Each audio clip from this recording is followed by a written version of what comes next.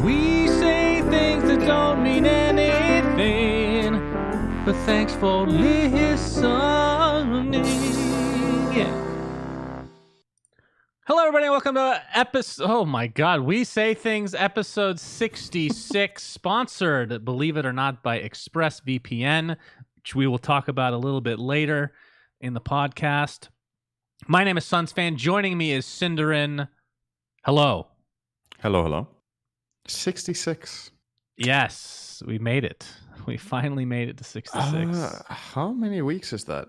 That's 66 weeks. How many years is that? That's 1.2 years. You did the math very quickly. Look at on you. That one. Look at Me? you. Look at you. I thought you were going to be the one that screwed this up for everybody. Honestly. Look at us. Yes, look at us. Say things. Also, thank you to our amazing patrons as always. I see some names updated on this list. I'll let you take the first half, Cinderin. Feel free. Oh, great. I'm sorry, these names are starting to get absurd. So we've got Real Life Papega.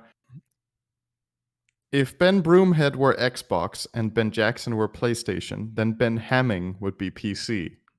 Wow. Bacon, no, not that bacon, the other bacon. Lick, Puco, parenthesis, I support the Broomhead.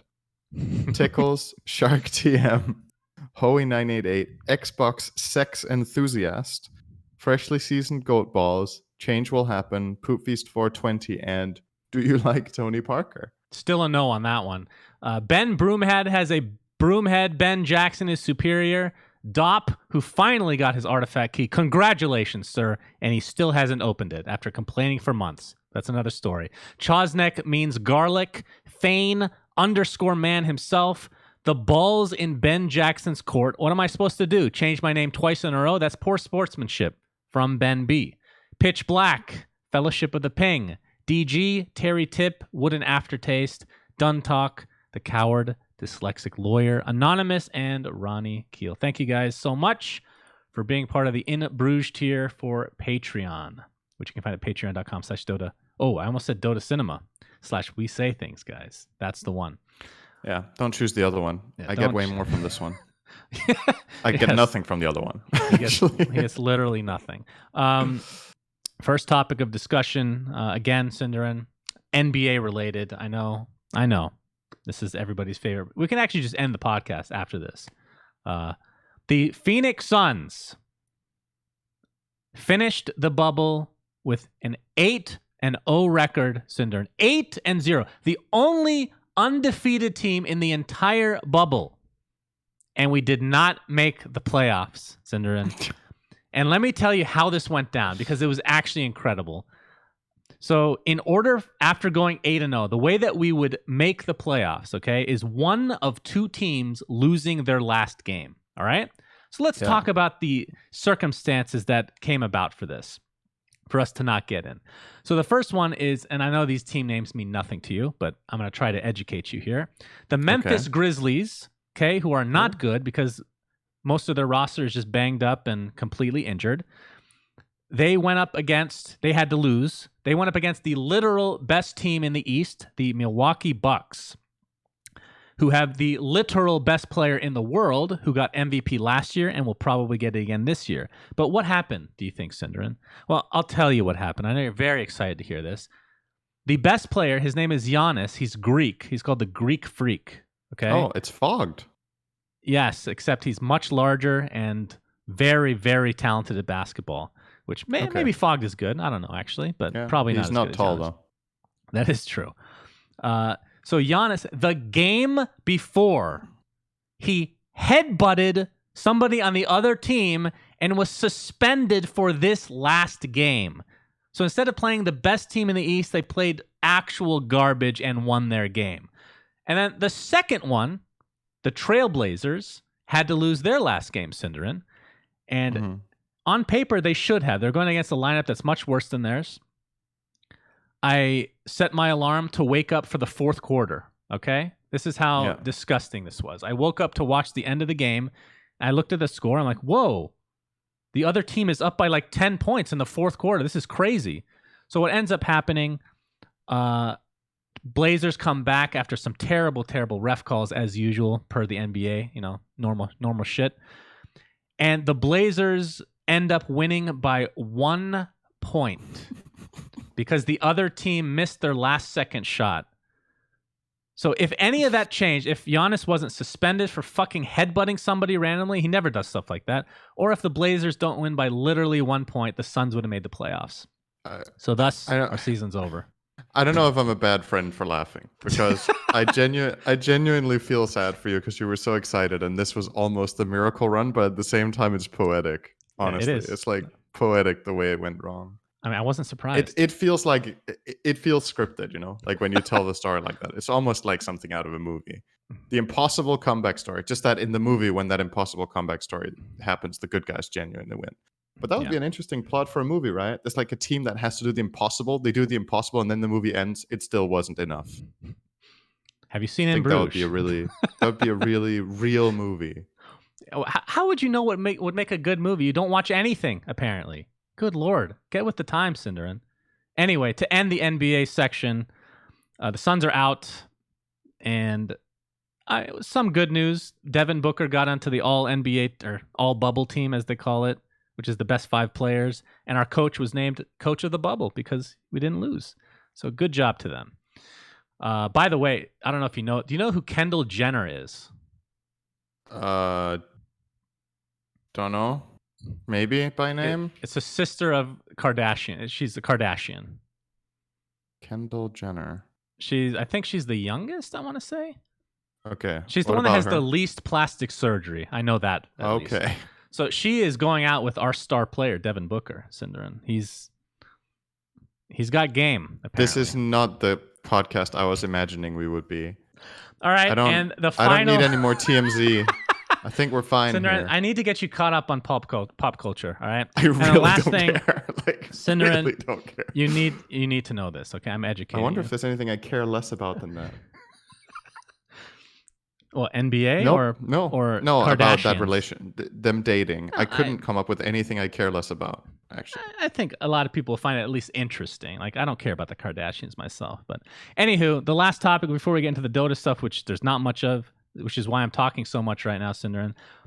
I got Diamond in Valorant. Tell me congratulations. Yes. See, that's something I care more about. I don't care a lot about it still, but I do care more about it. Cinderin, that's not good job, nice. Shannon. Good job. Congratulations. It means a lot to me to get to Diamond. It's equivalent to probably like a really low Immortal in Dota or a very high What's it equivalent Divine. to in CSGO? Is that like Elium? It's like an eagle, probably one of the eagles. Okay. I don't know. Yeah. So yeah, good job to me. So Pro CS skills coming into play for Valorant, Cinder. I'm very happy with myself. Okay, let's get started with the episode after patting myself on. I needed a pat on my back after the Suns thing, so that's why I put that in. Right. So there's been a couple threads about this, of course, on the old Reddits. TI would have been starting the main event today if it was on schedule, Cinder. And so a lot of sad people in the world. Of course, we don't know when the tournament will be. Based on, I mean, do you want to make some more guesses based on the fact that we have more information than last time, theoretically? Next year.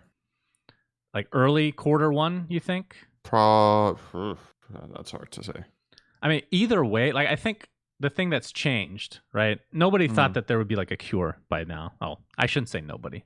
Sane people, logical people didn't think it would be done by now. But if it's Q1, let's say, I think they will have to implement some sort of like an NBA type bubble system where people go, then they get tested, and then are quarantined essentially before they can, and then they're just stuck there for the most part. Do you think that that's feasible, or is that way too much? Then there's no audience, right? I mean, okay, so that's another topic. Do you think there needs to be an audience? I don't think Valve would host TI without a live audience. I'm pretty convinced about that.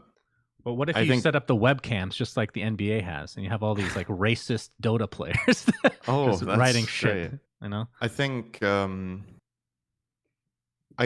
way Valve sees this tournament is that it is such an integral part of it that there is this live audience that I don't think it's something they're willing to compromise. I'm pretty sure about that. And the difference is, if we compare this to the NBA, there's a pretty big difference in who is the stakeholders here, right? In TI, Valve are a privately owned company that doesn't have any stock, so they don't answer to anyone except the fans. Whereas the NBA has tons of multi-million billion investments where the stakeholders want exposure, right? That's one of the strengths of not having sponsors for TI is that Valve can basically do whatever the fuck they want. And if that means we're going to delay it for half a year because we want a live crowd, they can do that, and nobody's going to come after them except the fans. And then people will be like, "But hey, guys, don't you want TI to be amazing?" And then the fans will largely be like, "Yeah, we do." So it's probably, I'm pretty sure that's what they would do. They will wait until it's feasible to have a live crowd. It might be possible that it would be a smaller venue if there are some limitations with how many people you can have in one place at a time. Like, let's say Valve had the choice between hosting this in February with a 5,000 audience or in July with a 30,000 audience. They might go for the first option, possibly. But I think the crowd spectacle is too important for this tournament to not do it. Okay, how about this? That's my 2 cents. If there is a crowd, do you think there will be player-fan interaction? If it's a smaller crowd? Yeah, even if it's a smaller crowd. I think that it's a no, pretty much no matter what. I think it's a no as well. I think it will be on the players to choose if they want to, but it will not be forced. That's my guess. Which means the last time we had player fan interaction was TI3, right? After we switched to Key Arena, it got changed. Like, that doesn't mean that players didn't interact with fans. They did, but it wasn't like the players and the fans were walking up and down each other to get to the games. The players would always take a back entrance. They would be driven there.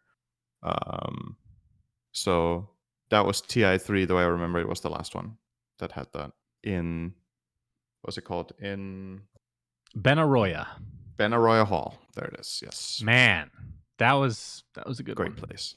Yeah. I loved it. I mean, I haven't been to the last few TIs, so I can't really compare all of them, which I guess you can. But yeah, Benaroya was really, really good. Okay, so yeah, a lot of people are obviously sad about the no TI thing, and I think maybe it's made a little bit worse with the fact that we'll get to this in a moment, but the Battle Pass stuff is still not out. Like, a lot of stuff that people are wanting. I wonder how big a fraction of people showed up and they were like, I put a note in my calendar that TI would start now in August. Yeah. And then they show up because they get an alert and they're like, wait, what the hell? Where's TI? Oh, you mean they literally have no idea? How big a percentage of people thought TI was happening this year? All right. Is it too ambitious? Is ambitious the right word? For it to be less than, I think it's less than 1%. I hope. Hopefully. It's less than 1%. God almighty. That if they can use a calendar, they should be able to function as a normal human being, which leads me to believe that they should know there's a pandemic going on, which leads me to believe that they should know TI was postponed. How many people in the world do you think don't know there's a pandemic? It's probably more than you would expect. No. Maybe Aborigines? Like little tribes here and there that are just disconnected from the world as a whole. Have Amish got further than I think? So the Amish, their use of technology? They do. I read this the other day. They use technology occasionally, which I'm like, isn't that the whole point of being Amish, is not to use technology? I was surprised. So they're Mish. Maybe it's based on, I mean, maybe not all of them are like that, but one specific one I read about. So yeah. We'll see. We'll keep you guys. Hey, if you guys need to know updates to when TI, I get questions all the time. When's TI going to be? People seem to think that I have the know. So we might as well say that we're in the know. We know exactly when it's going to be. We just can't say yet. Okay. Just remember. Remember. Just tell me after the podcast. Okay. All right. No problem. Yeah, so I'd like to know too. As you guys know, Omega League is ongoing. I didn't get to watch any of these games, Cinderin. I'm sure you did. It's just the group stage right now. Yeah, EG is playing in the Immortal Division with the rest of the EU teams. They are in EU, right? I think verified? They are in the US. I don't think they flew in. Oh. I do think they're playing on EU ping, because I remember Arteezy streaming and saying on his stream that he needs to practice on EU ping. So he was playing a lot of EU West games. Wow. So I think they're in the US. I could be wrong. I'm not 100%. but if that's true, okay, I don't know everybody's location. So from EG, okay, this is all old information, so I don't know what's even accurate anymore. If they're in the EG boot camp area, which maybe they're not, that's West Coast for sure. But if they're home, which is probably more likely, where's RTZ? Somewhere in Canada? Is it East? I don't know where he is exactly. Isn't he Vancouver? He was Vancouver. I'm not sure, but like they have pretty good ping on 4 of their players, right? Crit is Danish. Ramses is Russian. Fly is in Israel, I would assume. He could also be in Canada. Like it could be either or, right? I suppose. Like I don't actually know. Or he could even be in a third place. Like we're just guessing here. And then they have the stand-in for Abed, who is GPK, who is also Russian. I think he's Russian or Ukrainian. So it's just RTZ. So it's kind of just RTZ and maybe Fly that have bad ping. The other players should have completely normal competitive EU ping. So it's like it's definitely a disadvantage, but it's not like what you would think when you hear, oh, EG are playing Europe. Then you think, oh, they're at their bootcamp facility and everybody's lagging. Right. I actually have a question for you before you get onto the tournament itself. Maybe a side note, just because I've been watching more. Chad Valorant is saying Fly's in the US. So somebody's saying New Jersey, so that's East. So that's not terrible. That's pretty good. That's like 100 ping max, probably. Do you think that ping is more of a detriment if you have high ping in FPS games or in a game like Dota? The reason I bring that up because I think most people would automatically say FPS, but the thing that you don't realize maybe is games have built-in things to combat that. Yeah. Peeker's advantage, like I forget the actual term, something with ping where if you see it on your screen, I'm not going to pretend that what I'm talking about. Actually, I'm not going to go any further. That's good. I know that there is something built into a lot of FPS games that combat high ping to make it so that in some instances you actually have the advantage. Usually not, obviously. But would you say that you think Dota, like how prevalent is the ping issue? Oh, the ping never favors the lagger in Dota, right? Yes, correct. That's why I'm bringing it up. I mean... Goodness! Onion, are you okay? Onion! There is someone outside, I guess. So in Dota, if you have high ping, I think the biggest problem is if the ping is not stable, right? You can have high ping and it's really annoying. But the problem is if your ping is, let's say it's 200, right? But it alternates. So sometimes your actions are a little bit faster, sometimes they're a little bit slower. It's very easy to start second guessing yourself when you're targeting spells, when you're trying to last hit and everything. It's a huge disadvantage to have 200 ping in general. But I think a really big part of it is the confidence that you lose. Where when you're playing a normal ping, you don't even really think about the fact that there is a delay, right? You just cast your spells and you know they're going to land. And let's say you're playing Lina on 200 ping, all of a sudden you're like, oh shit, is this stun good enough? And then you start animation canceling stuns that would hit, or start second guessing yourself with your combo usage, something that's just muscle memory, where you know it takes this long, and now it just doesn't. In CS, or shooters in general, if you compare it, I think you more or less play the same way you would regardless. Like, if you have 200 ping in CS, do you adapt your strategy? You still play the same way as if you had 0 ping, right? Your shots just aren't hitting, right? Yeah, but you're playing the same way effectively, right? Like you can't really compensate for lag in a shooter, can you? I mean, in ways you can. It's the server side. Well, you wouldn't peak in a certain situation if you know that you don't have the ping advantage, right? Okay, like so you wouldn't go for the dry peak. Yeah. So it's kind of similar, I guess, in that sense. Then that you adjust your gameplay to a suboptimal way where you're not playing the way you usually would because you have lag. Now, from a Dota hero perspective, like if you go from hero to hero, would you say playing specific heroes is easier with higher ping? Like it wouldn't have that big of an impact? It really matters what hero you're is playing. It like skill shot heroes only, or is it like, here's an example, right? I know that Pango is kind of a skill shot hero, but he has 0 turn rate, essentially, a 1 turn rate, the lowest in the game, versus a hero like Lesh, let's say, where timing really matters with not only your turning your hero, but spell usage. Is it like way worse because of that? I think so. I think the worst heroes to play on mega high ping are multi-unit heroes like Meepo where you need to Yeah, that one's real bad. control multiple units at the same time, and they really need to synergize. And heroes that have spell combos like Invoker, right? I think Invoker on high ping has to be miserable because you have, again, it's this gut feeling you have of when do I cast my spells to make them land, and you're just not going to land those combos on lag because you're not going to feel confident. I guess other heroes to note is like something like Pudge, where you just have like a feel for when the hook hits, and then it just doesn't. And having higher ping means you have to leave more to chance, right? Because you need to predict earlier how they're going to move than if you're playing in quote unquote real time, right? So definitely every skill shot hero, it's a disadvantage. The heroes that suffer the least are the ones that just have targeted click single target spells where the timing is not as important. So like Wraith King, or I was about to say Viper, but I think on Viper it actually sucks too because you want to orb walk, right? So that's what also you're pretty saying bad. is that Arteezy should be fine playing I think so. Spectre, Sven, whoever. Just these single target here. I don't know what his ping is. I don't think it's even that bad to Europe, to be honest. I think okay. it's something like mid hundreds, if even. Might be like lower hundreds, and that's very playable. All right, so tell me about, catch me up to this tournament. I mean, there hasn't been that much, right? There's been 3 play days, and every play day has 3 series. So the teams that have played the absolute most have played 2 series, and that is OG have a 2-0 record in their group. I'll just say who's on top right now, and we can move on because this is so early. It's very inconclusive.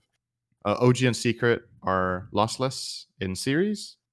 And then we have EG and Nigma in the other group who are also currently lossless. So those are the top teams as of right now, but there's very many more games to be played. Mm-hmm. Secret lost a game. I guess that deserves mention. That doesn't happen too often.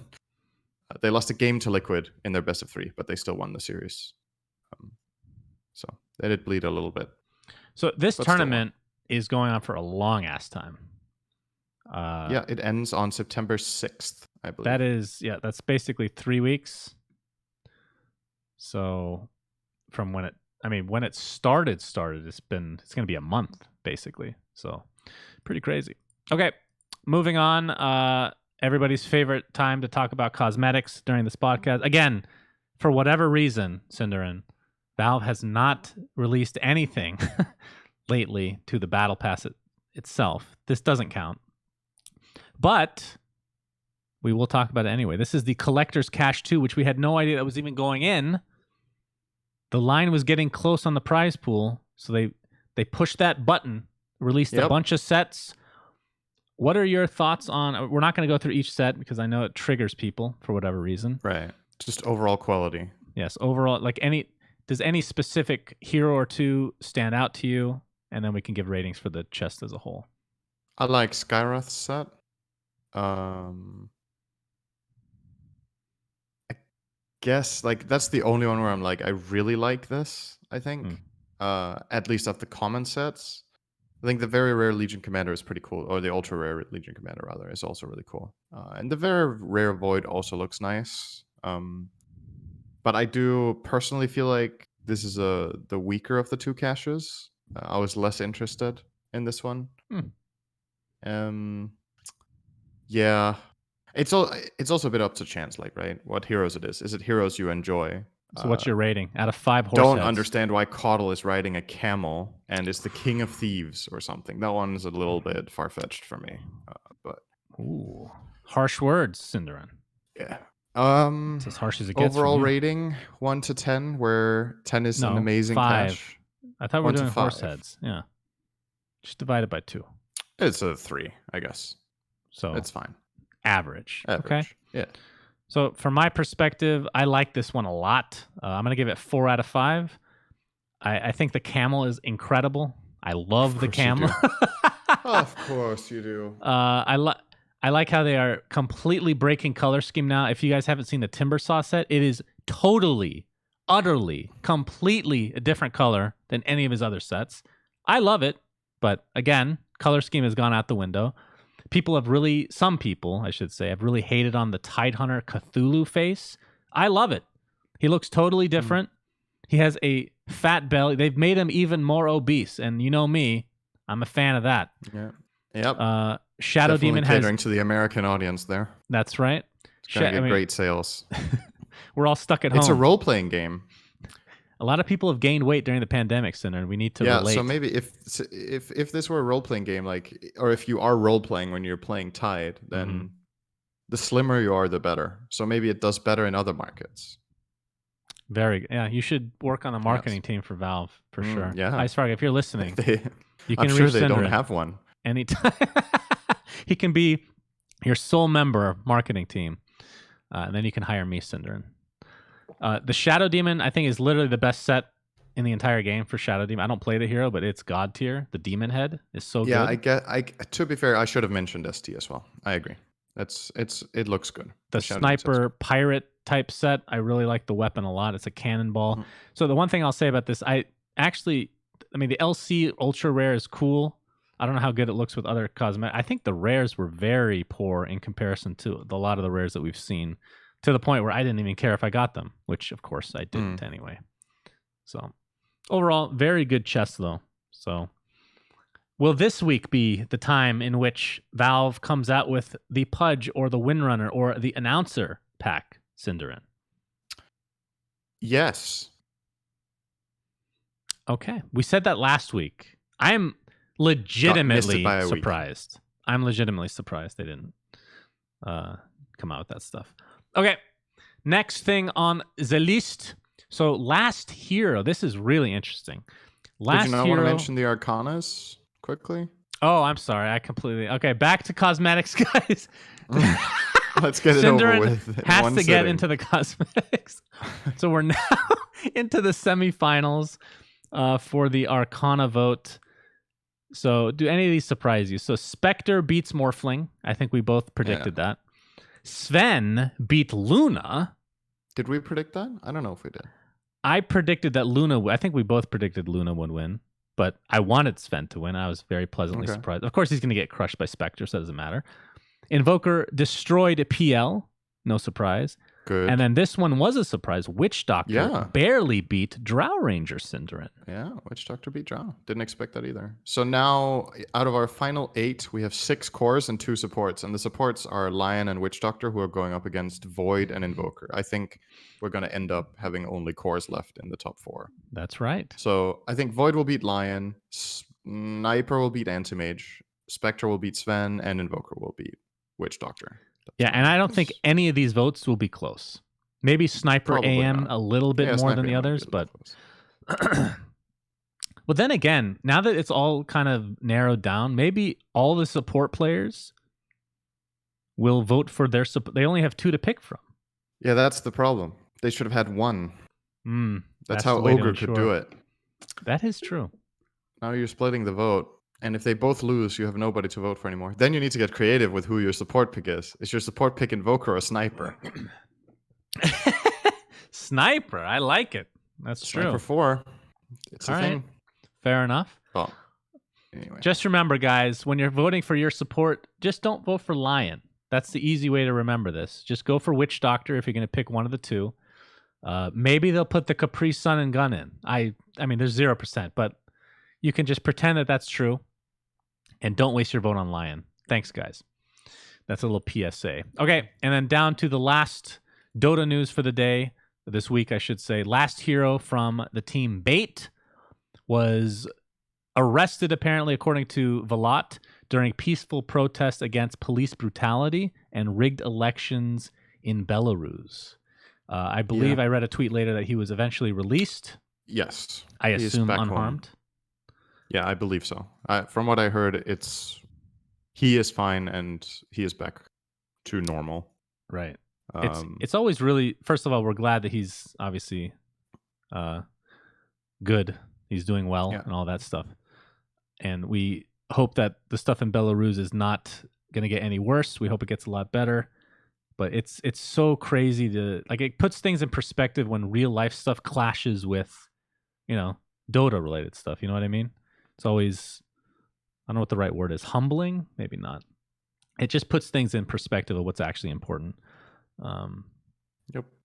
But the Belarus situation sounds real bad. At least it did last week. I haven't heard updates since then. Yeah, it's not something we hear about too much. Yeah. So. I mean, we've had a lot of hopefully it's getting better. that type of stuff going on this last year. I mean, it's, to be fair, I think throughout the world, every year there's a couple things that pop up in the global news, at least. Like Hong Kong was the big one. It's still going. I mean, that one's ridiculous. That's still going to this day. And obviously America has a bunch. It's not any specific country, but hopefully it gets better over time, friends. Anyway, back to, I know we kind of brushed over this, but you guys may have noticed that we have a logo underneath, for the video at least, that says ExpressVPN, Cinderin, who is the sponsor for this episode and a couple more in the future. If you guys don't know much about them, they are, of course, a VPN service. VPNs, if you don't know, allow you to access the internet as if you're from another country, which can be extremely handy in certain situations.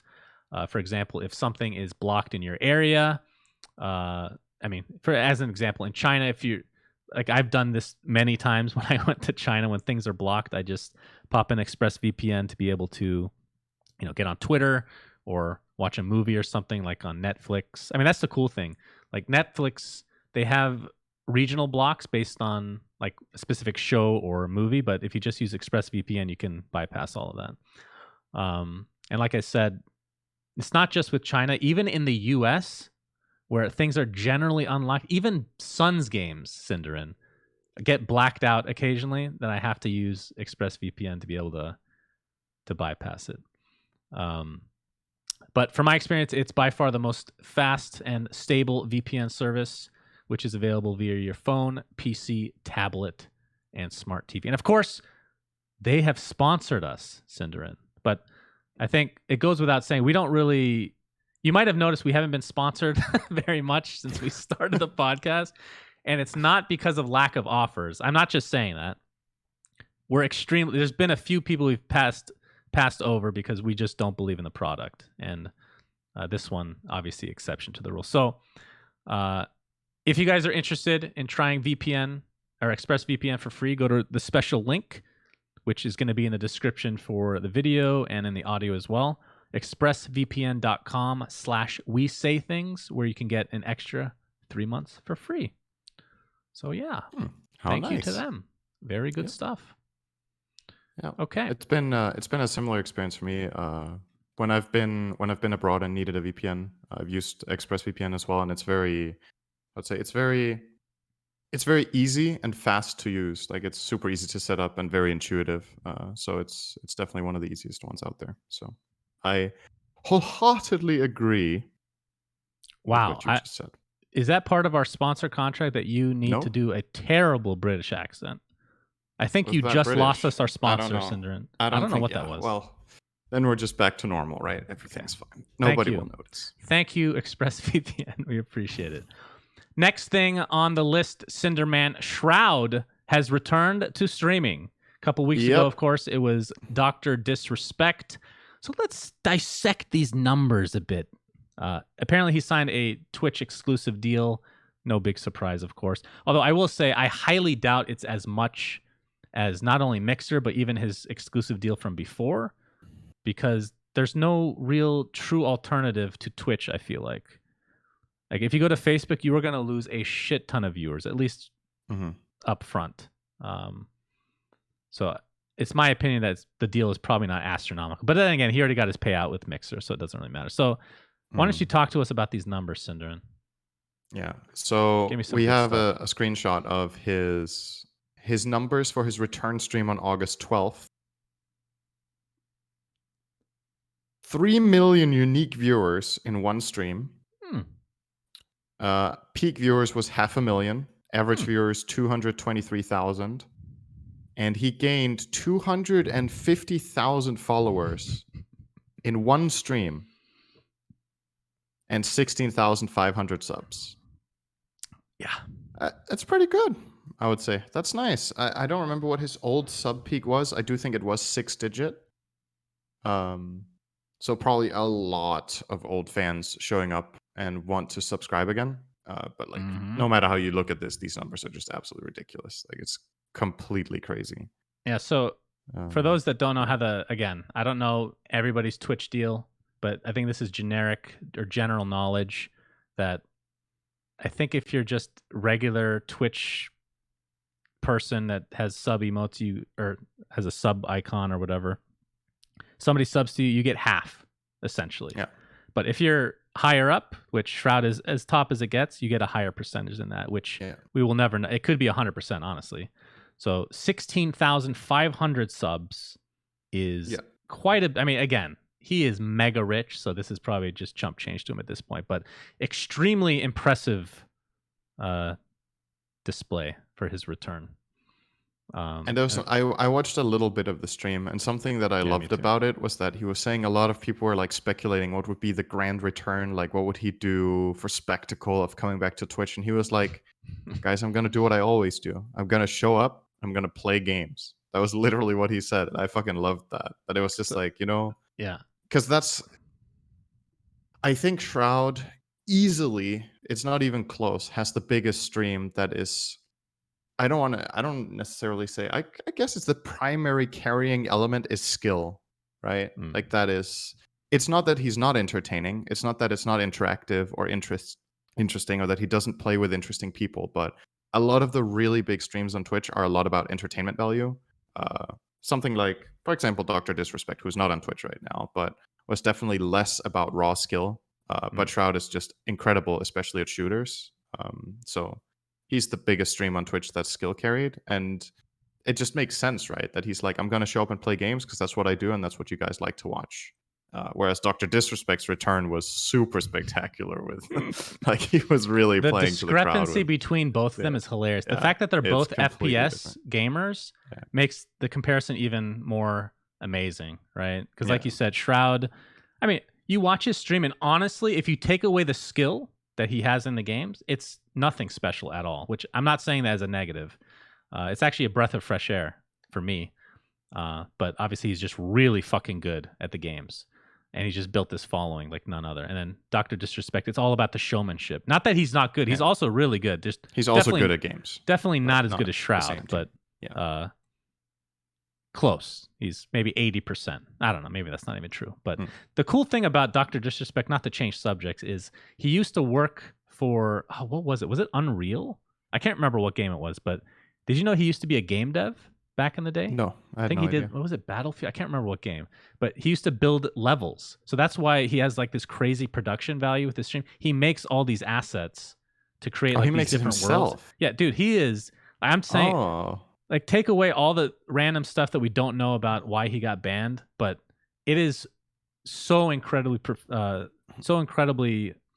impressive from, you know, just the standpoint of the fact that the production is out of this world, and he basically does it. I mean, maybe he has somebody helping him as well, but I know that he's capable of doing that. So very, very cool. Chat is saying he developed Call of Duty, by the way. Oh yeah, Call of Duty. That's right. He talks a lot of shit about Call of Duty, which makes sense then. I mean, he makes more money than. Actually, that's not true. The game probably made more money than him, but he's very rich. Halo Infinite has been delayed, Cinderin. Are you a Halo player? No, but I'm happy when games get delayed, as you know. So here's this is why I wanted to talk about this. So this Halo Infinite. Actually, yes. Okay, this is a different delay, right? Because it's Halo Infinite that gets delayed to 2021, but the Xbox Series X. Oh wait, it's not the game release. It's just the console is still releasing, but this was supposed to be the flagship title. Yes. Was it? So that's why the flagship title for the console is delayed. Yeah. But the console comes out on time. Okay, never mind. So let's talk about the all the details here. So yeah, like you said, the flagship game, when you think of Xbox coming out just in general, there's almost, I feel like, maybe not every time, but almost always a Halo game that comes with it, which is the killer app, as they say. It's the reason you buy the console. So this has been delayed. And the reason, of course, they're not delaying the Xbox to match it is because they have a bunch of other games, of course. But more importantly, the PlayStation is going to come out around that time as well. And you can't, if you come out a few months later, you will get destroyed. But of course, they're going to get destroyed anyway, Cinderin.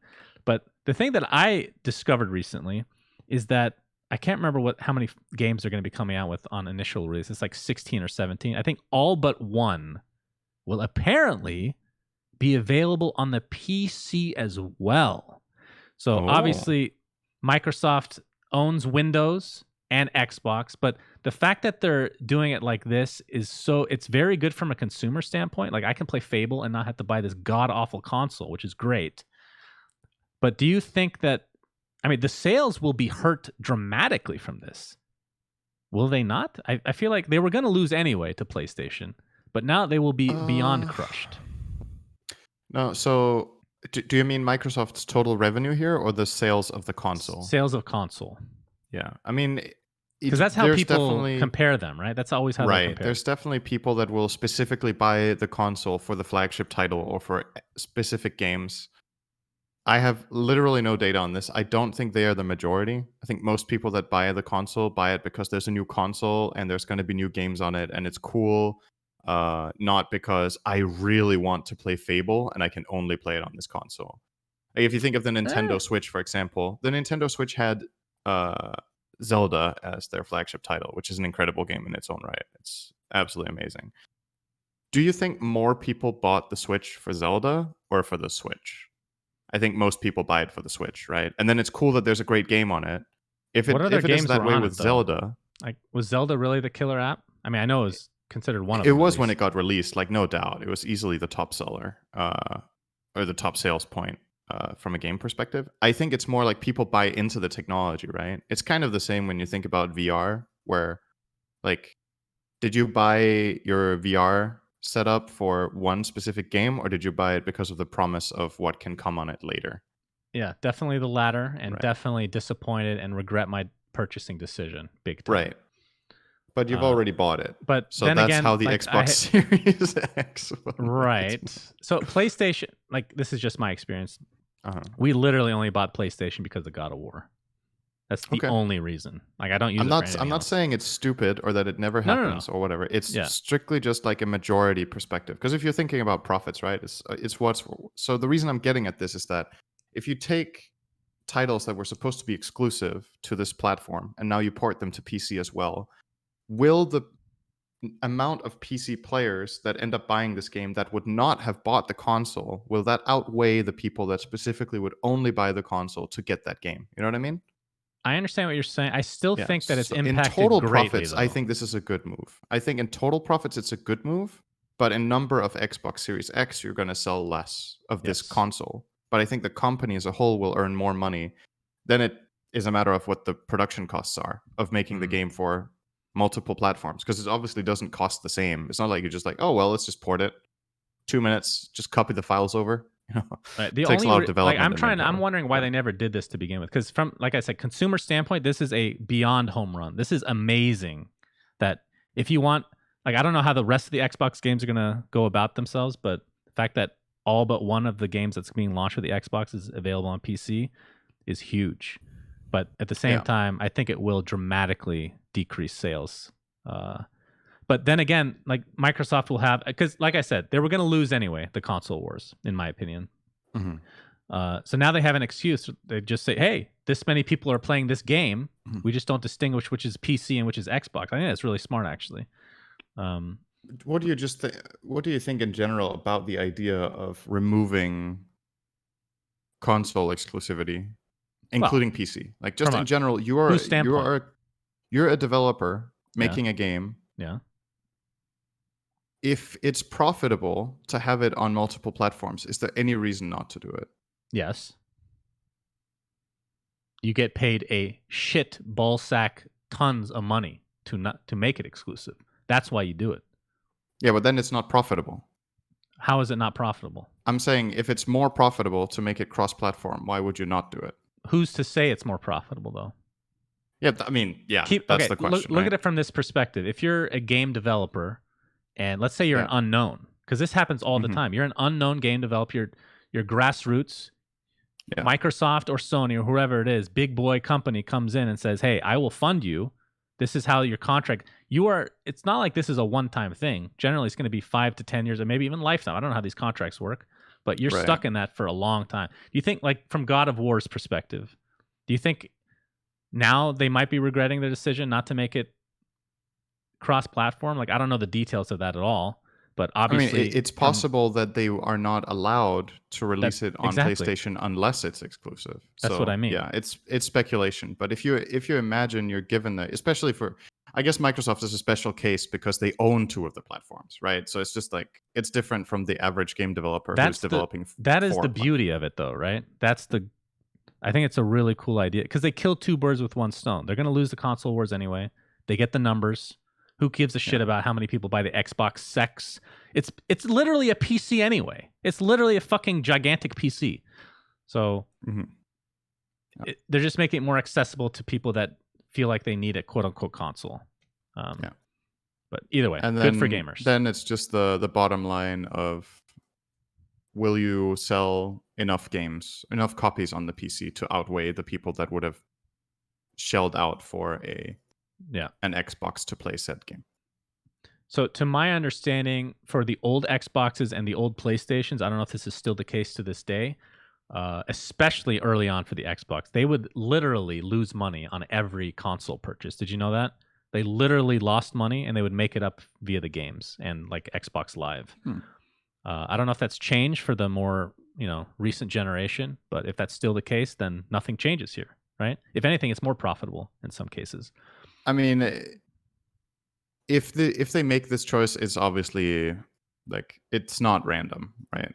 They're not doing this out of goodwill. So it's either they have the data or the expected outcome that this is a better move for profit, or they wouldn't do it. So they think this will outsell the number of people that would buy it for exclusivity. Yep.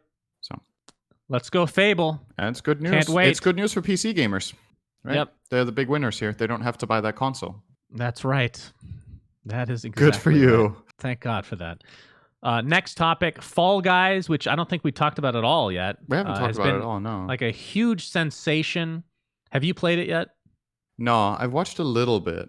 I should probably start playing it soon. It's a really good stream game. Well, I would recommend, so for people that don't know, it's essentially, it's like a battle royale, like little fun version battle royale where you're in a bunch of different mini games with 60 people. Yeah. I would not recommend playing with viewers, Cinderin. They will fuck you. So okay? It's like User Party, or it's like Mario Party, but just, it's party games, right? It's those party games where it's about surviving a track with obstacles or getting through the fastest or doing most this or that. And you're playing free-for-all in every level, I believe. Everything's just free-for-all. Yep. I think.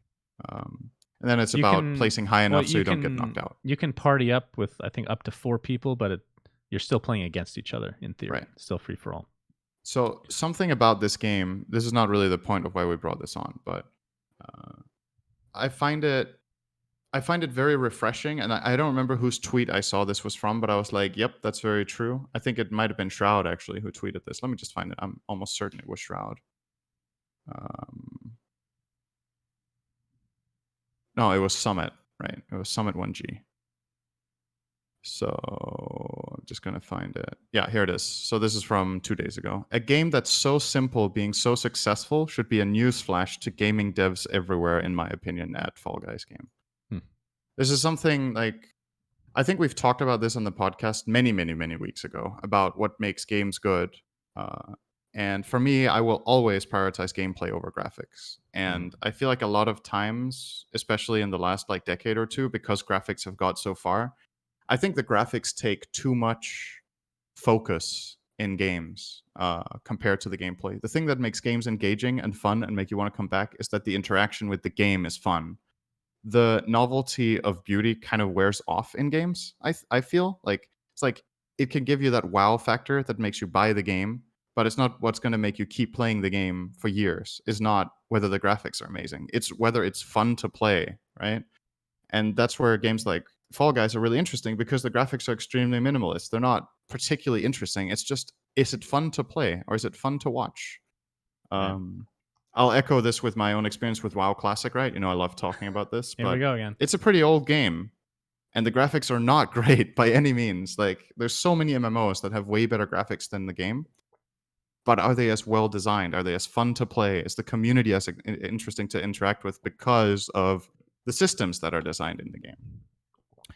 And I really hope that with the games that we see finding success, that don't go all in on graphics, that game devs are going to focus more on just the enjoyment of playing the game. Some really highlight games for me in the last couple of years. Celeste, I found amazing. Very, very. It's pixel Celeste. art graphics, basically, Hmm. the Never whole way heard of it. through. But the game is insanely good. Hmm. There is a game like Super Meat Boy also, where it's like platformers, right? It's platformers. The graphics aren't a carrying element. It's about the experience of playing the game. I would argue Someone a in lot chat of just these mentioned games. Stardew Valley, right? Very Right. minimalist graphics, massively successful game. Minecraft. I would argue some of these games would actually be worse with better graphics, right? That's part of the charm. That's possible, yeah. It's always hard to say, right? Because you don't really Imagine, get to see it. I But mean, Minecraft.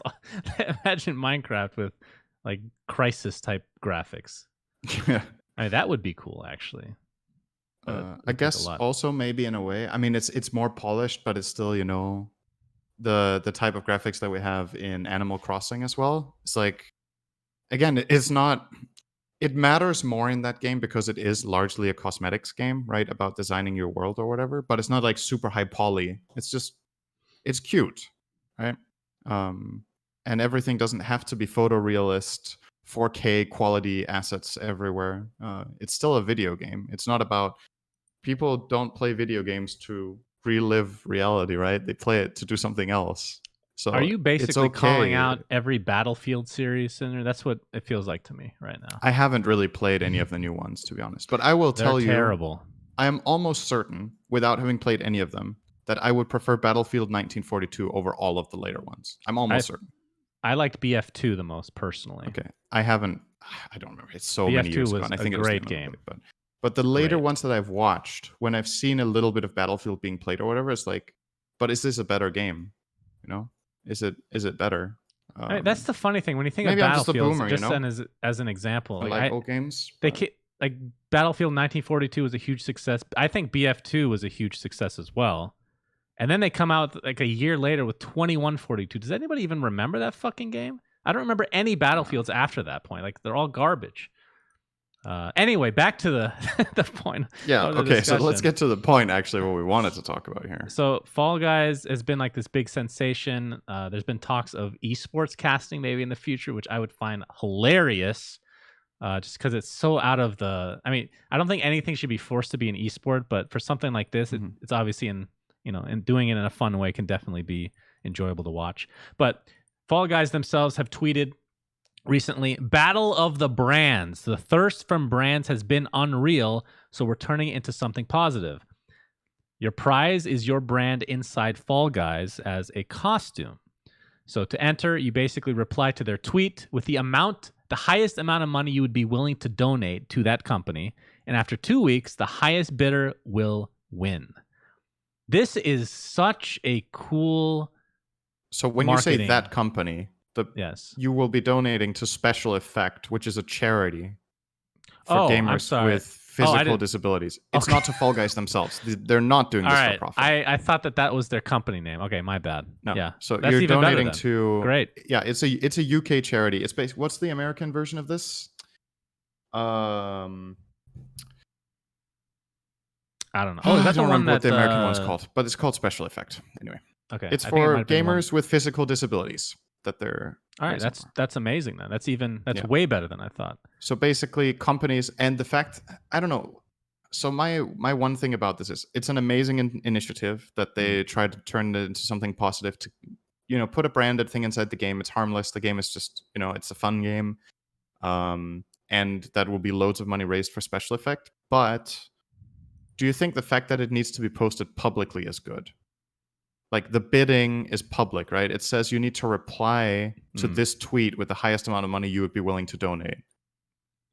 What's Is the that negative? a way of like is it the way of keeping the companies accountable or accountable in what way? Like if they So let's say you did a bid, right? You said whoever bids the highest gets their thing in the game, but it's a private auction. Like everybody can send a PM or a DM to Fall Guys with how much they want to do. Like this, the companies need to publicly state how much they are willing to donate, which is, it keeps them accountable in the public eye because everybody can see how much they've promised. Right. But at the same time, maybe companies are less comfortable with writing this publicly, and they would rather bid privately, and So it might in the end end up getting more money for the charity. Let me put it this Right? way, okay? If they did it the way that you're saying, this would be a meh at most marketing ploy. The way that it is currently, that it's all public, is genius. Like, it just creates more storyline. Like, the fact that this is all out in the public is amazing. People love this shit. You know, everybody's eating this up. It's genius. Absolutely 100% agree. It's not the perspective I'm taking here. The perspective I'm taking here is, do you think there would be more money for the charity if it was in private? Because some companies that would want to donate a lot of money might not want to publicly announce it on this wall, but privately would want to pay for a skin. Does that make sense? So you're saying that companies don't want credit to give to No, charity. It's more I don't know how to say this. I'm assuming they can edit. I guess they can just keep posting, right? Well, they can but obviously, keep upping up their... I suppose, right? Like, they can just keep upping it. Yeah. I don't know. Maybe my take on this is just weird. But like, I'm just imagining like companies that are like, oh yeah, this could be cool, but we don't want to start too low because then we look cheap, and we don't want to go like super ultra high over everybody else because then that's just like pointless, or you know what I mean? Well, look at it this way. From a company standpoint, giving to charity, it's a write-off anyway. Like, typically they'll give X amount to charity every year anyway, right? So it could just be fair. Yeah. a certain amount that's allocated anyway. Yep. But I think from public perspective, this is incredible. I fucking love it. Such a cool idea. They have a bunch of skins in the game already. The game is not free to play, right? Yeah, I definitely bought it for $20 or something. So it's a low amount for the game. A lot of replay value and a lot of potential cool cosmetics coming out via companies. I believe... So this is the hilarious thing. Nikki was telling me this the other day. I was shocked. At first, I thought they were breaking some copyright stuff, but apparently they've come to an agreement with Valve to put in Valve stuff. Did you know that? Which I'm guessing is part of their Steam deal. Into Fall Guys. Yeah, there's Gordon Freeman right now, and I had no idea. I think they're doing a TF2 character or something like that. So that's really cool. I think that's pretty awesome.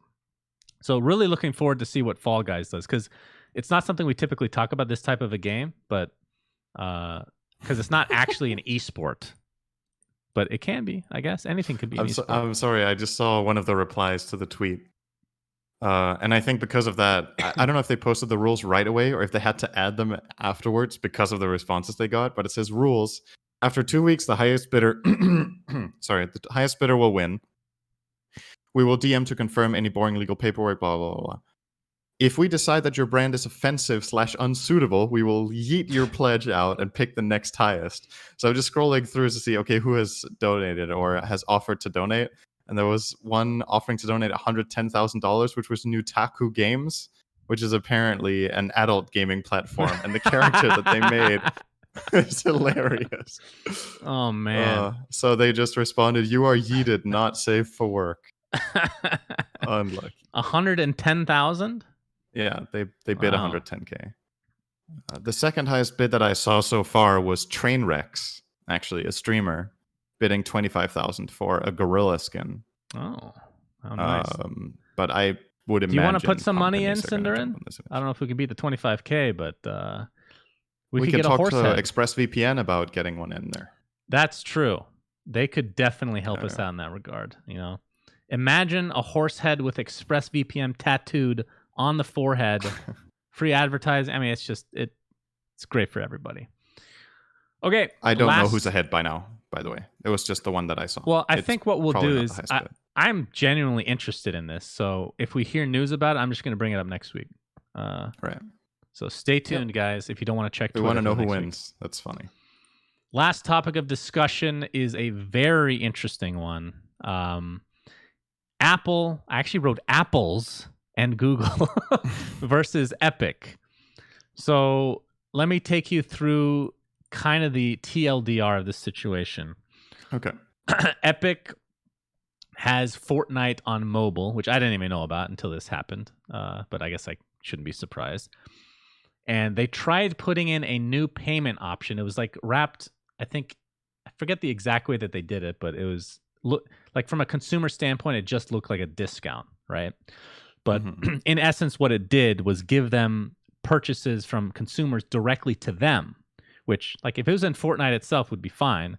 But because it Right. was on these mobile platforms, like for Apple and Google specifically, there's rules that state you can't do that because Apple and Google take a whopping 30% cut, which is ginormous.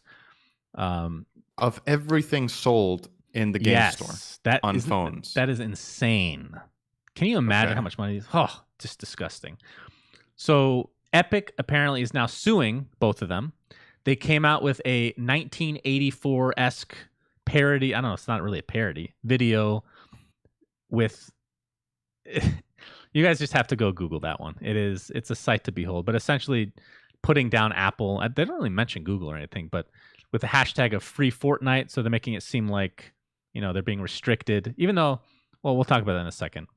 And then the last point before we discuss the actual topic, the following couple days, Epic tweeted this out that Apple has apparently removed Fortnite from the App Store and has informed Epic that on Friday, August 28th, Apple will terminate all our developer accounts and cut Epic off from iOS and Mac development tools. We are asking the court to stop this retaliation. Details here.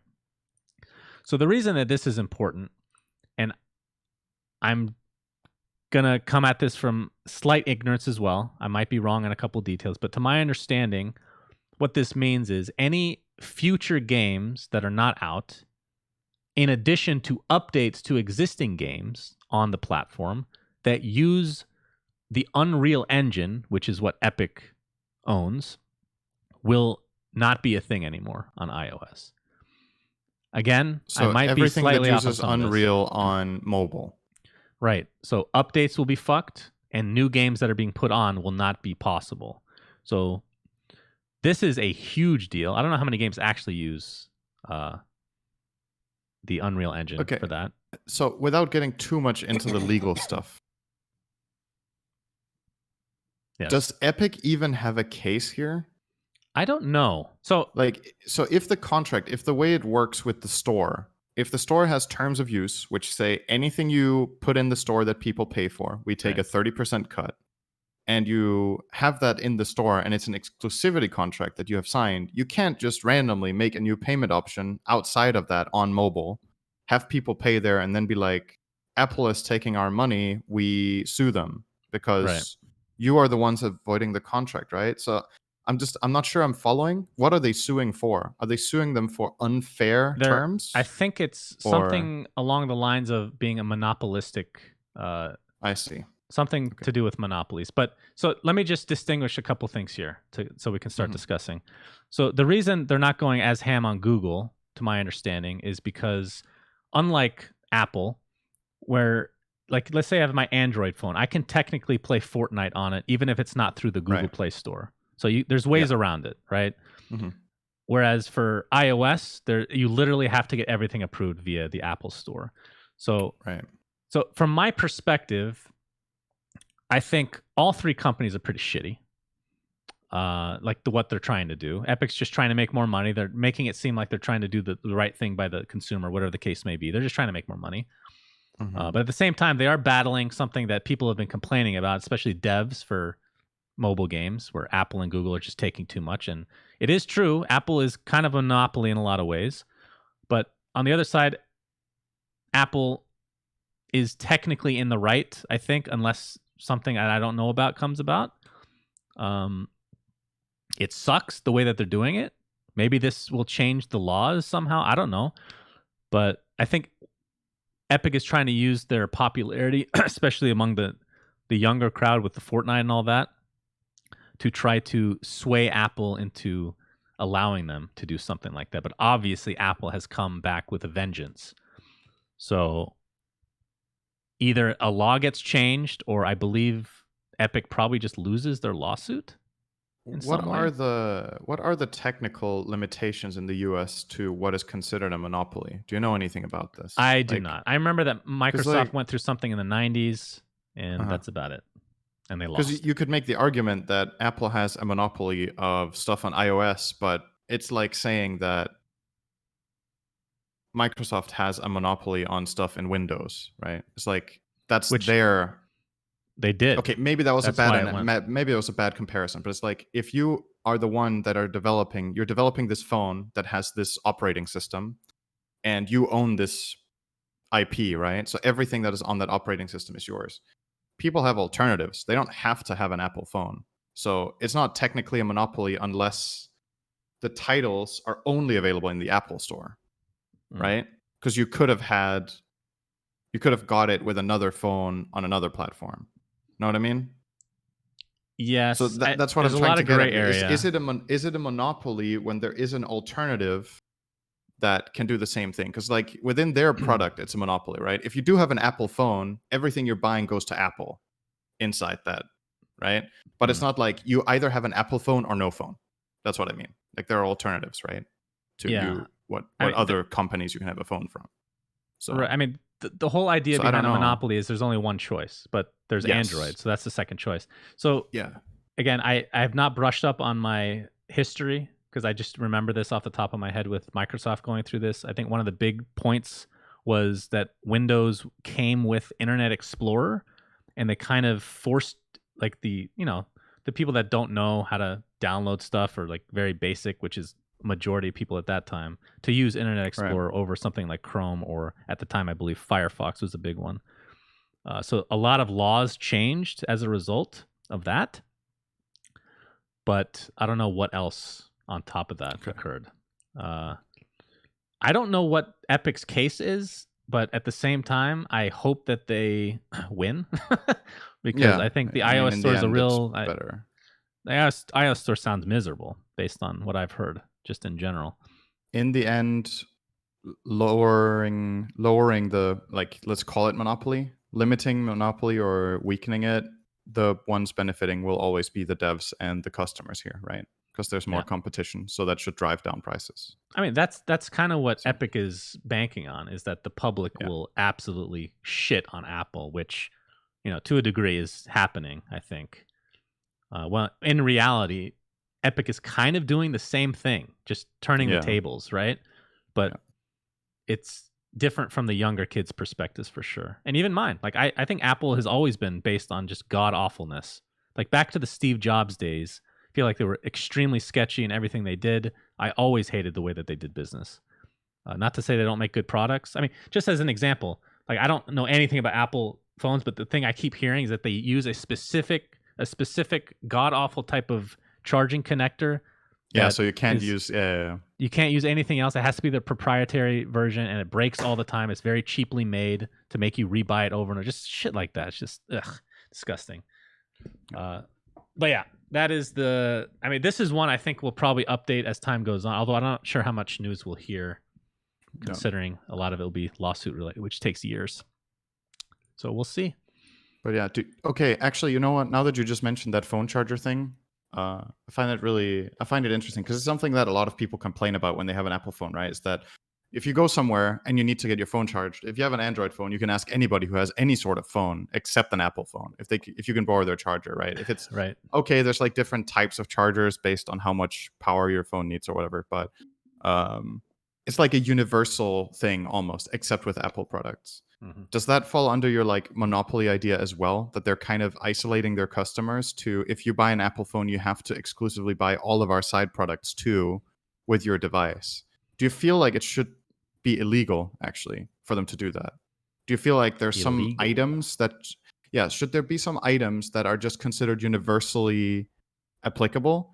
It's like saying, what if a brand of TV, right? Let's say you buy a TV and the power cable from your TV to the socket, they make one that's customized just for their TV only. And you Mm-hmm. can't use a regular, what's it called, DVI to power source or whatever cable.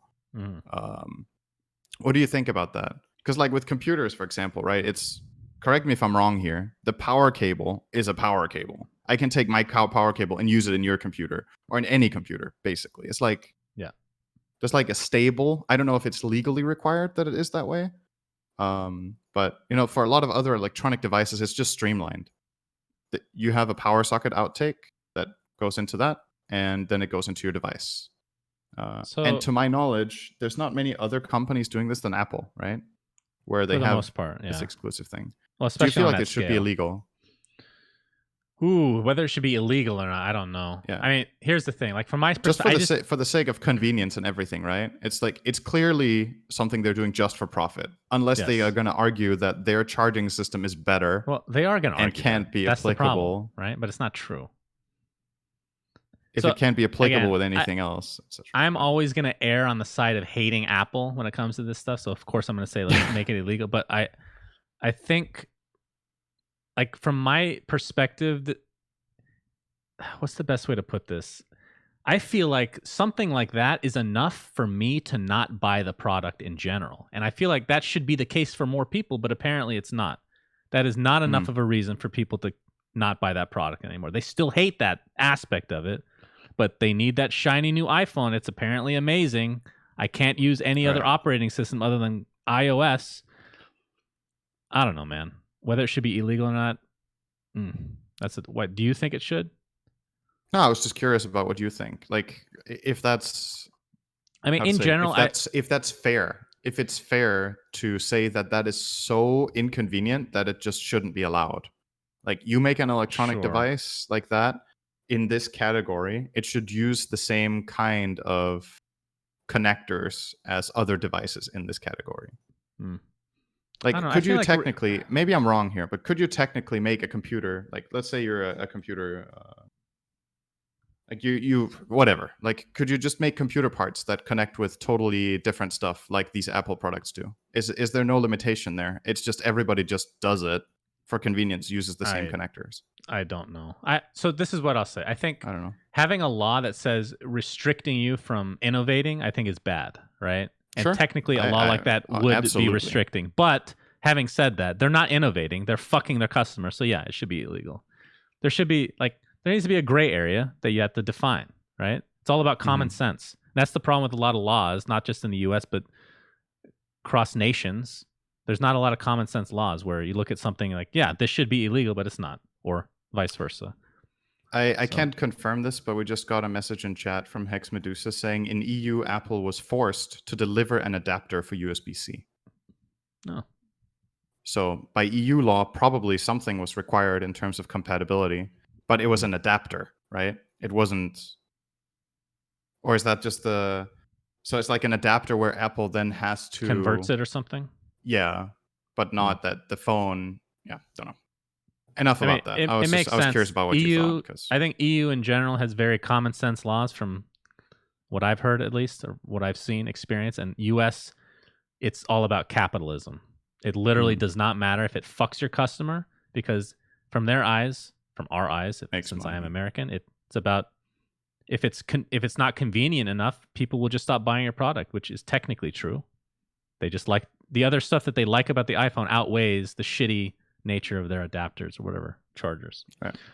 Okay, let's finish up with a couple Patreon questions. The first is from Ben Broomhead. If Ben Broomhead were Xbox and Ben Jackson were PlayStation, then Ben Hamming would be a PC. That's the name.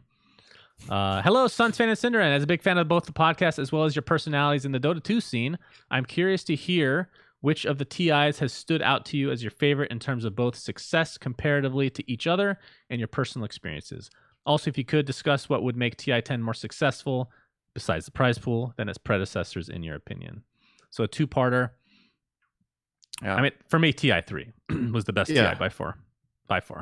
It's still, it's kind of hard to explain why. I think I guess something that happens to things like this over time is that I guess the jump from TI2 to TI3 was just really massive, right? We got the compendium. Did we have a compendium in TI2?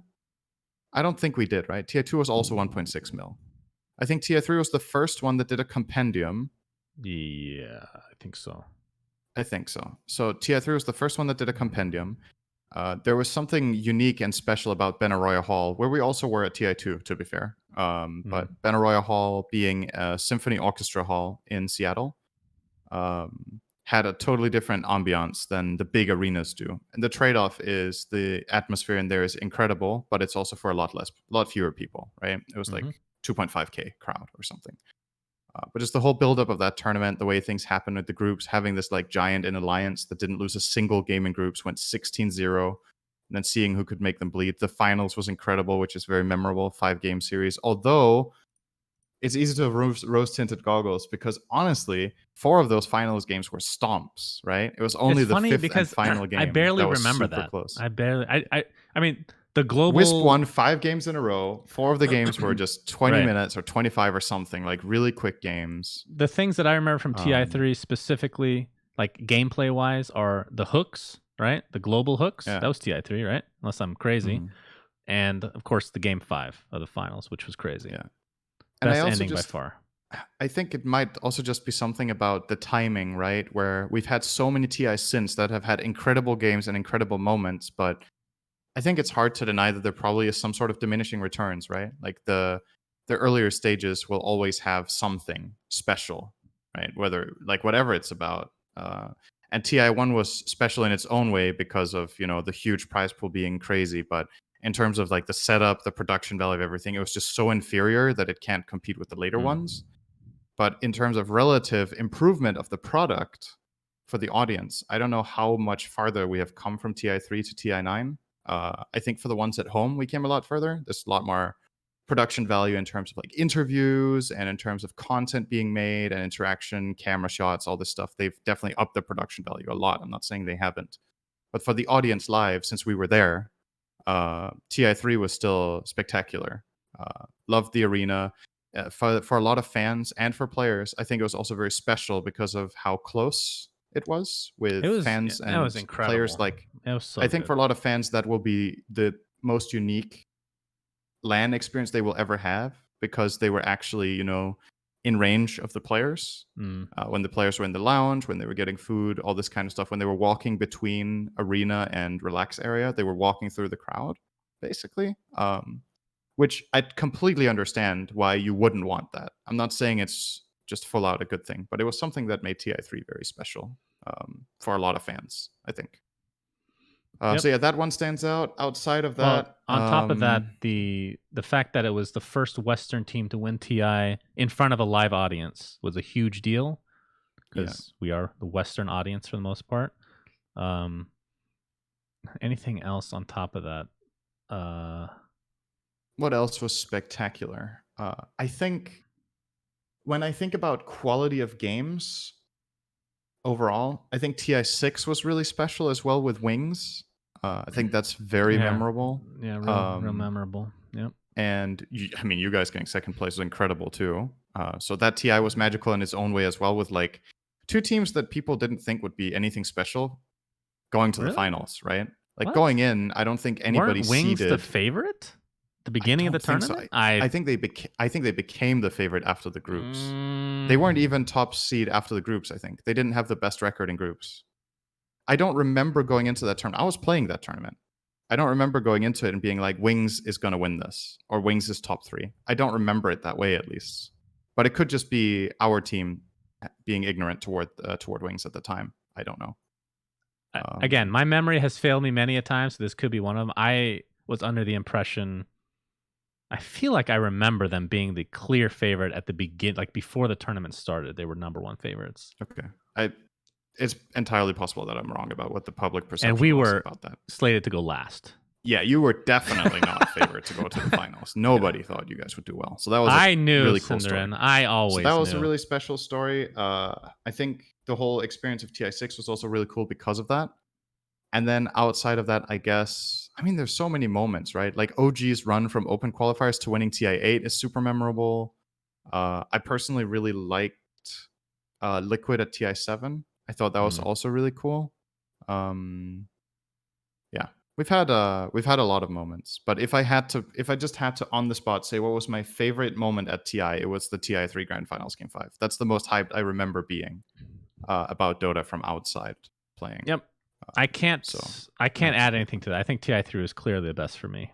Just much more confined, much more personal for both players, fans, personalities, whoever. I liked it a lot.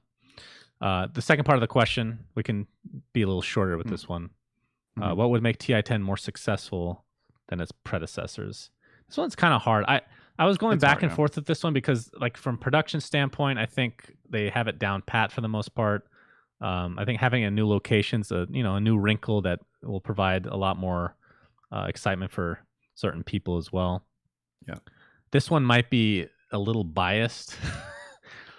I so let me. I'm going to give you my perspective and not a Mhm. fan perspective because it's totally Okay. different. Okay. Right. I think from a personality perspective, I feel like everybody that has put work in towards that TI should be invited to TI. Not as necessarily talent, but to be there at least. I think it's the very least you can do for all the content creators that put in work throughout the year or throughout the last 10 years even. And it's not really much of an expense. I know it is an expense, but considering how much money Valve is making, I don't think it's anything. So I think that would make it more special for. So like a nod to the kind of like what they do with beta testers, right? There's a lot of beta testers that get flown out Yeah. to TI every year. Exactly. Yeah. Mhm. And then from the fan perspective, it's actually really difficult.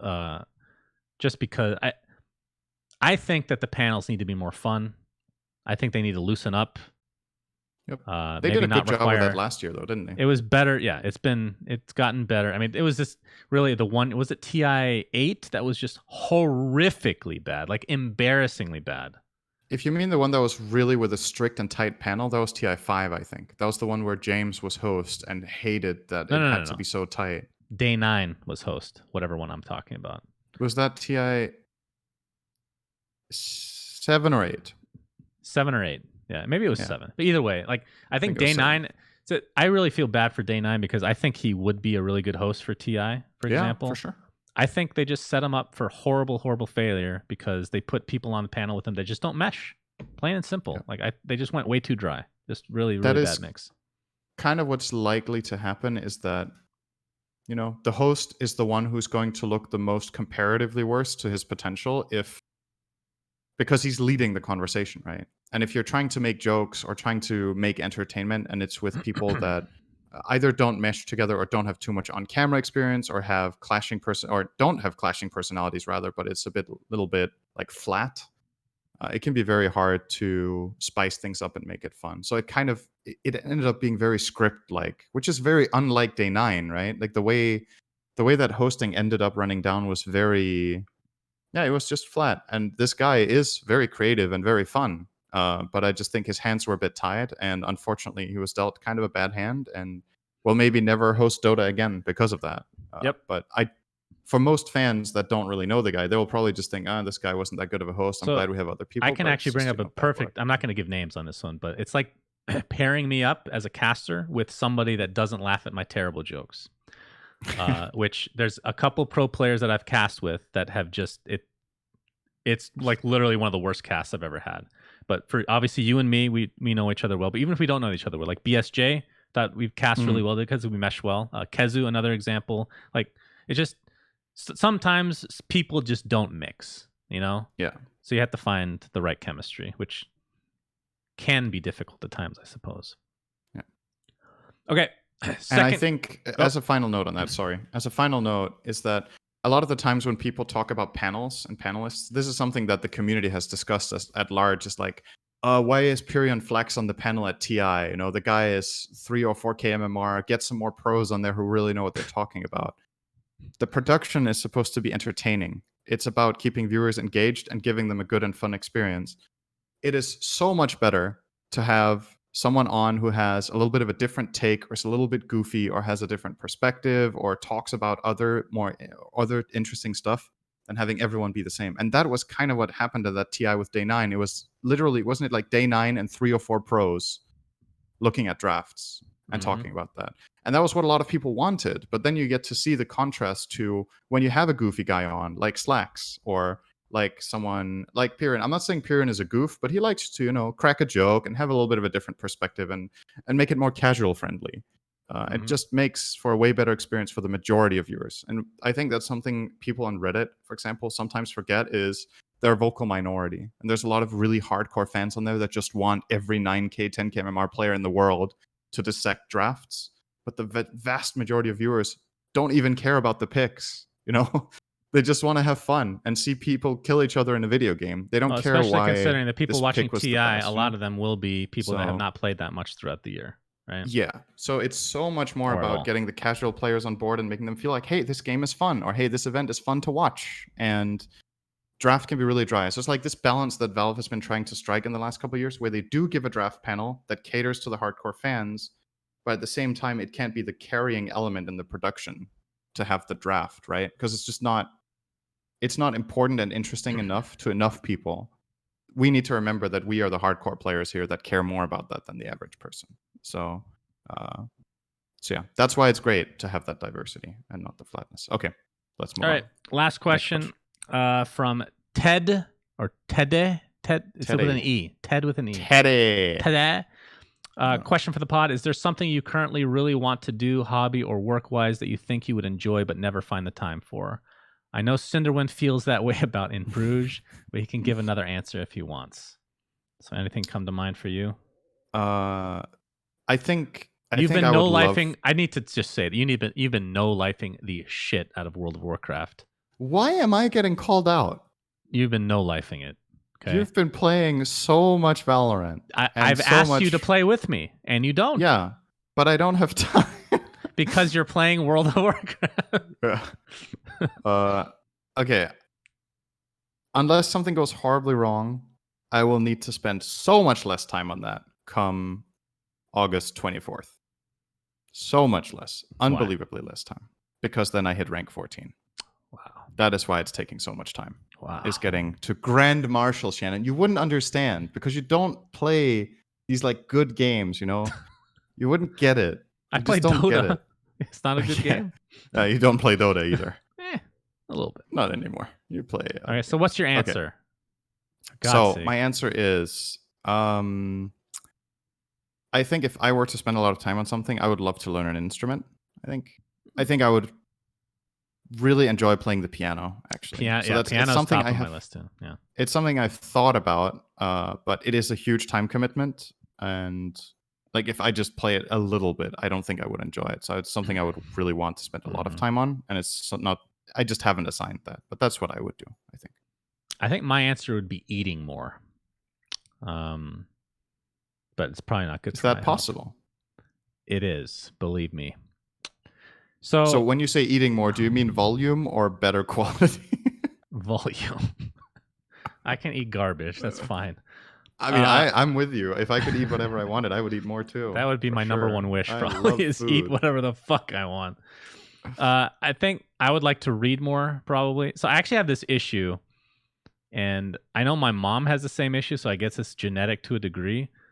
And I wonder how common it is. When I read, I fall asleep pretty fast afterwards. So I've actually gotten to the point where I literally read every night in bed, and I'll fall asleep within like 15, 20 minutes. Or if it's a really exciting book, I might stay awake. This is why I was a terrible student, by the way. If I tried to study with the textbook, holy fucking shit, that was within 2 minutes I'd fall asleep. But yeah, But is it the book or is it the absence of the monitor that makes you tired? The absence of the monitor? Oh, well, I use a Kindle, so technically there's a monitor. Oh, so you are still on an electronic device. Okay. I mean, it's not like it's super bright or anything, but no, it's no, I don't think it's screen related. Okay. But yeah, I enjoy reading. Do you like to read, Cinder? We never talked about this, have we? I haven't read a book in years. Wow. But do you enjoy reading? I haven't. I mean, I guess I don't, right? Because if I did, I would be reading more. I spend in the past, like when you were a normal human being and weren't no life. Yeah, I definitely used to read quite many books, but it's many years ago. It's back from like the last time I read a book for fun. I want to say it's more than 10 years ago, actually. Wow. Okay. I have read stuff. So I'm gonna drop some shit for you. So here's the thing, right? I read a lot. I just don't read books. You know what I mean? Like I love reading news or reading stuff on Reddit or reading skills in World of Warcraft. Yeah, absolutely love reading those. So it's not like the act of reading that I don't like, and I'm not like a slow or bad reader or something. That's not the point. But it's like if I have time for fun, I just play video games over it. That's it. That doesn't mean I dislike books or dislike reading.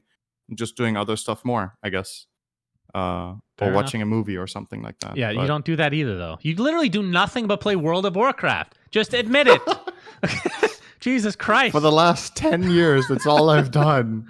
Dota and World of Warcraft. Yes. Uh, So anyway, I wanted to do a quick recap of my reading, and then we'll end the episode, because I know that okay. there's a lot of people that want to get into reading that don't know what to get into, and I was one of those people. I've been getting all my advice from Brax, actually. He is very good taste, my friend.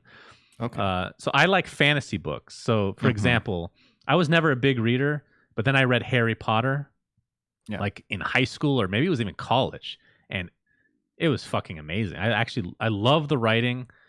I started reading them after the 5th movie came out, so I'd already seen 5 movies. But oh wow, okay. the books are just so much better, and that's pretty much true for all book to media or all book to movie transition. So going from Harry Potter, I couldn't really find anything that I liked. But now I found a few series, Cinder, that I highly, highly recommend for people that like fantasy books. Mm-hmm. So the first one, unfortunately, there's no 3rd book yet. It's supposed to be a trilogy. There's only 2. I don't know what the fuck this guy's up to. It's been like 10 years. It's called Name of the Wind. God tier writing. It's my favorite writing probably of any book I've ever read. Some people might not like the main character, especially women, we've found. Nikki hates the main character, so she doesn't like the book. But Name of the Wind is extremely good. Second one I would recommend, have you heard of a guy named Brandon Sanderson, Cinderin? No. This guy is insane. But I have heard of sand. Good. Thank you. So if he's the son of that, then I can at least relate on some level. Sand or sun. That's true. So he's actually crazy. He writes so much. I don't know how this guy even fucking functions. He's a BYU professor, in Utah, basically, for you, since you don't know what BYU is. And he writes like books. He has so many different series. It's insane. His most famous is Mistborn, which I found kind of okay. I've heard of that. But I think by far his best series, it's a truly epic fantasy. It's called Stormlight Archives. I've also heard of that. There's 3 books out, and there's going to be 10. They're each like 1,000 pages. It is very good. So I highly recommend that for people as well. Do you think he's going to finish that? Yeah. Okay. That's the thing. Yes. He is. So he's already written the 4th. It's coming out this year. He's written the 4th and 5th, actually. And they're just coming out with them year after year. Dude, I'm telling you, this guy shits books out. I don't know how it's possible. He's like 10 different series. He's incredible. So yeah, those are my suggestions for everybody that are looking to find something to read. Especially you, Cinderin, since you apparently really need to find something to read that's not World of Warcraft related. But speaking of that, have you seen In Bruges? No.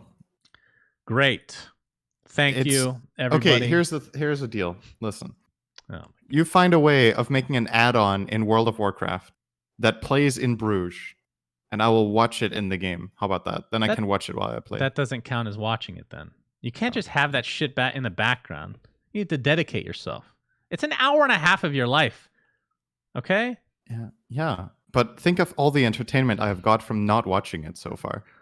I mean, I've got more than an hour and a half of worth out of not watching that movie by now. I wonder how much, if we could put together all the time that we've discussed In Bruges throughout the podcast, just combine that time. How long do you think? Do you think that would be an actual full episode?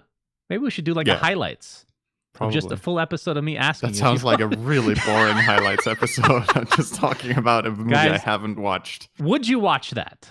We need to know here on We Say Things. Anyway, thanks for watching, guys. Until next week, SUNSfan and Cinderin signing out. Have a terrific week. Maybe Valve will release something this week for the Battle Pass. Stay tuned. We say things that don't mean anything, but thanks for listening.